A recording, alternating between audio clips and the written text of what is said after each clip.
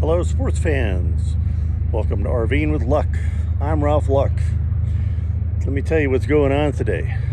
Kind of the ugly side shot, but anyway, I just drove over 100 feet, the V-dub, get a diagnostic because of that check engine light, and see if the service department here can tell me what's going on. And in about 2 hours, I'm gonna go get new tires for the trailer. That is bald as bald could be. I've pushed my luck long enough. Got her to Discount Tire. Let's see what the new tires look like. Oh, how pretty.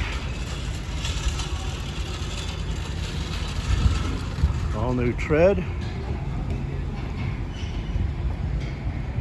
We're good to go.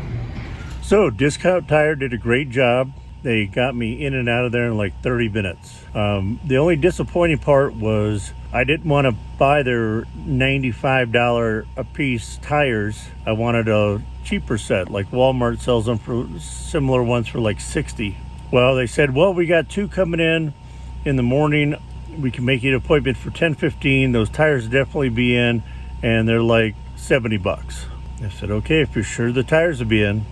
Well, I got there this morning for my appointment and the tires weren't in, but they met me in the middle between 70 and 95 and got me in and out quick. So overall, I'm still very happy.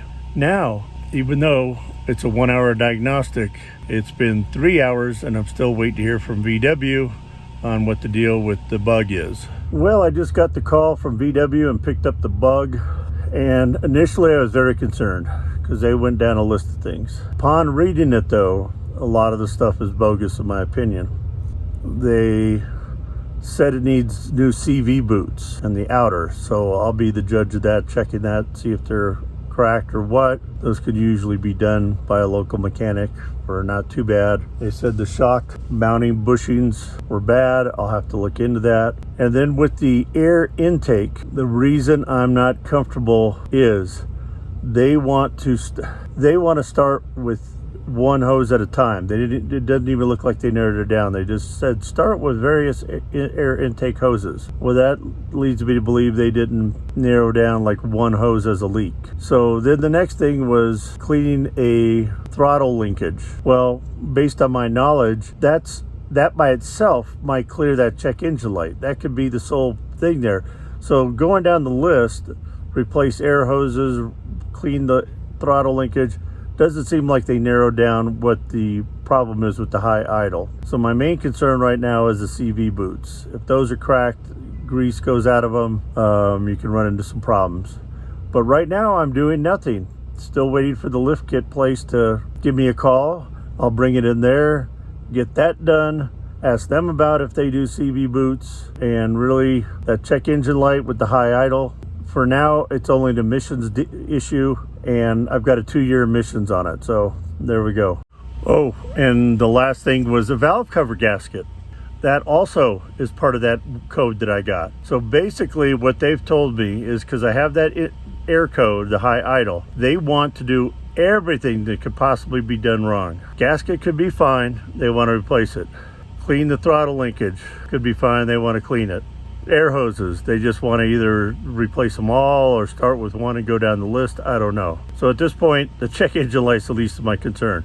I do got to give them kudos for doing a full diagnostic on other parts, but again, I'm taking it with a big grain of salt, since really if they're telling you the CV boot needs to be replaced, it's usually because it is cracked or leaking, and that's my number one concern right now. Here's the summation of the day.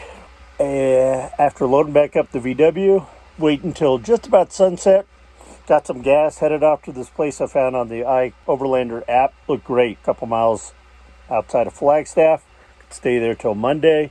Monday, come back in, do what I got to do, and head out. Yeah, I got there, brand new signs posted, state land, permit required, no camping. So I said, well, let's look through some Google Maps forest trails and pullouts and see what these all look like. Miles and miles of driving, nothing. Went back to the app, got taken to one place that might have had a good camp area, but I'd never been there. It was the middle of the night, and a lot, like 90% of the trails off the road were total sand. because it was the place north of Flagstaff called the Cinders. Then I tried a few other places, heading north of Flag, tried the Schultz Pass Sunset Crater pull-off. Said, you know, I'm just going to take any little place in the forest. By this time, Ninja's been meowing for like an hour. If she wants to go to the forest, she doesn't want to travel. I get it. So do I. Get up to Schultz Pass area, just off the I-17. I'm going to take any place I could stay for the night.